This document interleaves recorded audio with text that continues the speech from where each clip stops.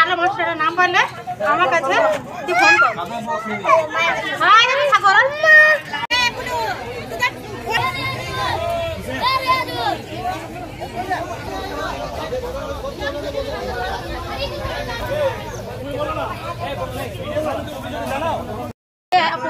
আরো মানুষের নাম বললে আমার কাছে তুই ফোন কর। হ্যাঁ আমি সাগর মাংস রান্না করবে কালকে জন্য খেতে চাই তো রান্না এক্সট্রা রান্না হয়ে আছে আর এসে পেয়ে নিয়ে যাবে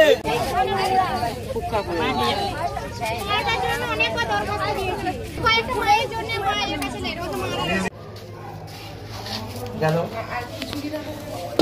আপনারা আসুন শ্রীমতী দিকে আসুন আর মানে মসুরি ডাল দেয় আর ডাল দিয়া কথা সেখানে 250 ডাল দিচ্ছে 250 ডাল আর এখানে মধ্যে তো তেল দিয়েছে 8 বোতল মনে হয় তেল দিয়েছে এখনো অবধি মনে হয় তেলই নেই 8 বোতল তেল দিয়েছে এই 1 বোতল তেল থাকলো এটা শুধু এক মানে যতদিন চাই থাকবে এই তেলটাই শেষ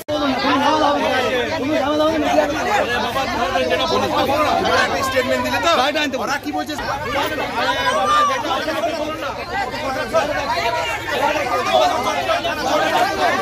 এই আপনারা যেটা হইছে আরে কি হইছে তোমার যেটা বলা ভুলে গেল তো গাড়ি পালানো করে আরে বলছে তো তুমি যেটা বলা সেটা বলো না এই সালাম ভাই এখানে যা বলার বলো মিডিয়া হবে এখানে মিডিয়া ওখানে না না ওখানে কি না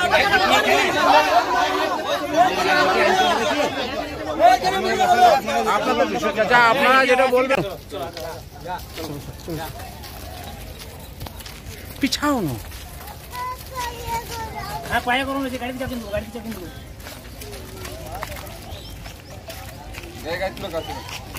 এই গাড়িটা একটু এগো এগো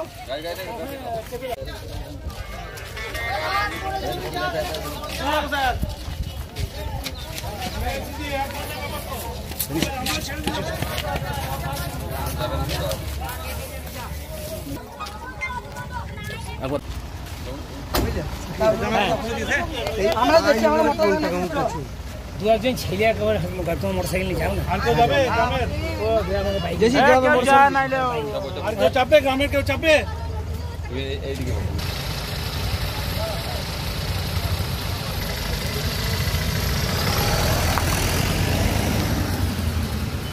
কি হয়েছে দিদি এখানে খিচুড়ি দিতেছি 9:30টায় খিচুড়ি নিজে আমার মেয়ে বৌমা খেতে দিচ্ছে তখন দেখছো তো টিকটিকি পড়ে রয়েছে খিচুড়ির ভেতরে কিসের খিচুড়ি কোথা থেকে খিচুড়ি নিয়েছিলেন টিকটিকি ওই কোম্পানি সেন্টার থেকে আচ্ছা তারপর কি হলো টিকটিকি নিয়ে সবাইকে দেখালাম পাড়াতে যে খিচুড়ি তো খেয়েছি বাচ্চা দিন কেউ কোয়ালছে টিকটিকি পড়ে রয়েছে এখানে কতজন ছাত্রছাত্রী আছে একটু দিদি একটু কতজন আছে সেটা বলতে পারছি না সবাই খেয়েছিল খিচুড়ি হ্যাঁ অনেক খেয়েছে গর্ভবতী মা খেয়েছে বাচ্চা দিদি একটু দিদি একটু দাঁড়ান তারা এই তো এখানে যেমন দুজন খেয়েছে বাচ্চার মা ডেলিভারি আমি খেয়েছি সকালে এসে আমি সকালে দিদিমণির সাথে আসি ওকে জল তুলে দিই রান্না চাপিয়ে দিয়ে আমি চলে যাই ও রান্না করে প্রতিদিন ও রান্না করতে করতে ও কিন্তু এখানে সামনে দোকান আছে ওখানে যে কিন্তু মিটিং করে রান্নাই করে না মানে রান্না চাপিয়ে দিয়ে ও বাইরে দাঁড়িয়ে থাকে আপনি কি সহকারী আমি ওর সাথে ওর হেল্প করি তারপর আজকে কি হয়েছে এখানে আজকে খিচুড়ি নিয়ে গিয়েছে নিয়ে যাওয়ার পর যখন বাচ্চার মা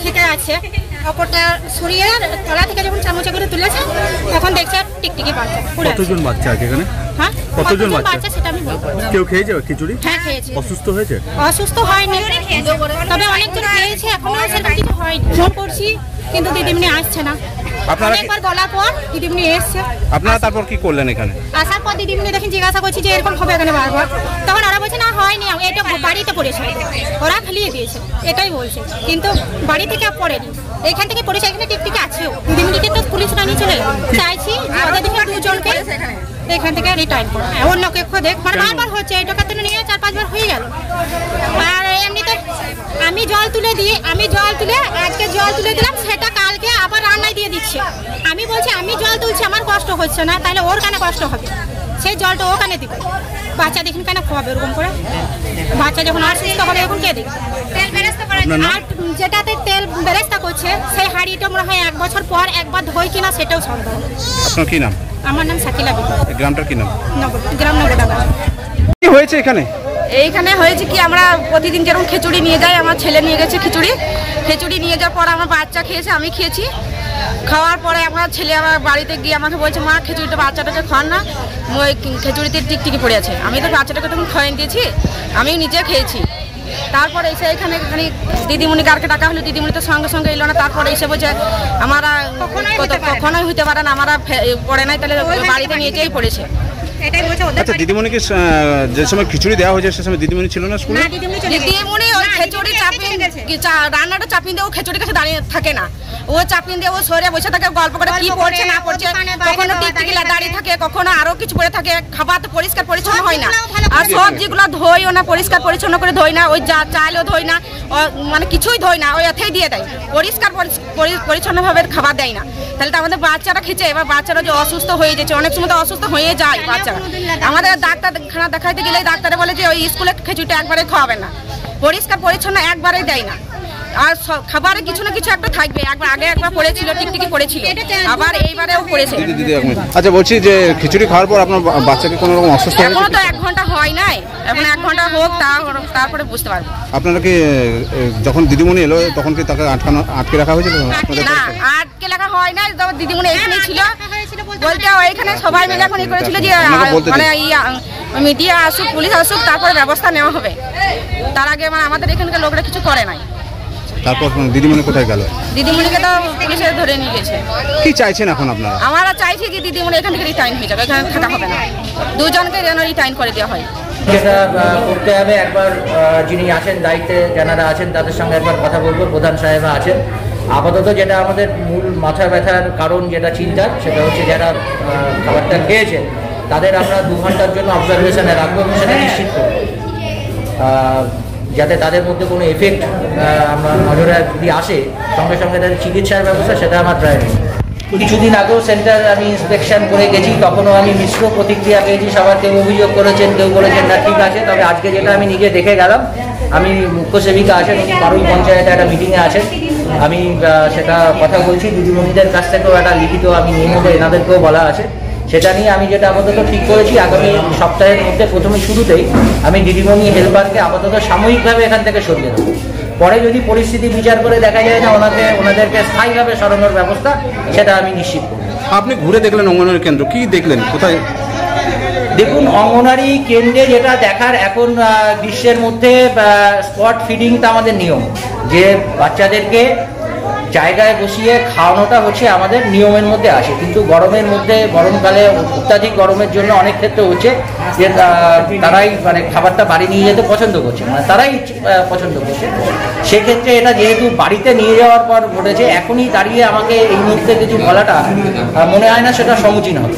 যে জিনিসগুলোতে রান্না হচ্ছে সেই জিনিসগুলো অপরিষ্কার এবং পরিষ্কার পরিচ্ছন্ন নয়, আপনি দেখলেন? এটা অভিযোগ পেলাম এবং নিজে দেখলাম, আরেকটু প্রতি আমাকে দেখতে হবে, দেখে আমি এটা নিয়ে ব্যবস্থা নেব। নাম?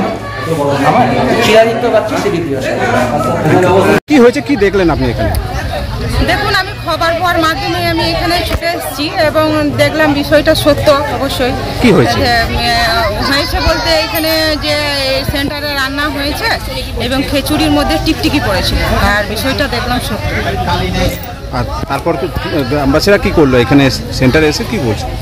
গ্রামবাসীদের অভিযোগ এখন যে হেল্পারকে এবং দিদিমণিকে চেঞ্জ করতে বলছে, কারণ এইরকম ঘটনা আরও 2বার হয়েছে এবং 2016 সালে একবার হয়েছিল এবং ওনারা সেটা সেই পিকচারটা আমাকে দেখিয়েছে। আপনি ঘুরে দেখলেন সেন্টারটা, কি অবস্থায় আছে, কোথায় কি দেখলেন? খুব একটা তো ভালো দেখলাম না, হাঁড়ি পাতিলের অবস্থা দেখলাম খারাপই রয়েছে, পরিষ্কার পরিচ্ছন্ন খুব কমই রয়েছে, পরিষ্কার পরিচ্ছন্নতা নেই, জলেরও ব্যবস্থা সেরকম ঠিক নেই। আপনাদের পঞ্চায়েতের তরফ থেকে কি ব্যবস্থা নেবেন? এখন পঞ্চায়েতের তরফ থেকে ধরে নেন, আমি খবরটা আমি যতদূর পারবো ততটা করবো, যে বাচ্চাগুলোকে খিচুড়ি খাওয়ানো হয়েছে সেই বাচ্চাগুলোকে যাতে ট্রিটমেন্টের ব্যবস্থাটা করা যায়, সেই ব্যবস্থাটা আমি আগে করব। গ্রামবাসীরা কি অভিযোগ করলো আপনার কাছে? আমার কাছে গ্রামবাসীদের অভিযোগ একটাই, যে হেল্পার এবং দিদিমণিকে চেঞ্জ করতে, এবং আমি উনি সিডিপিওকে বিষয়টা জানিয়েছি এবং উনি আশ্বাস দিয়েছে যে আমি সোমবারের মধ্যে চেঞ্জ করে দেব।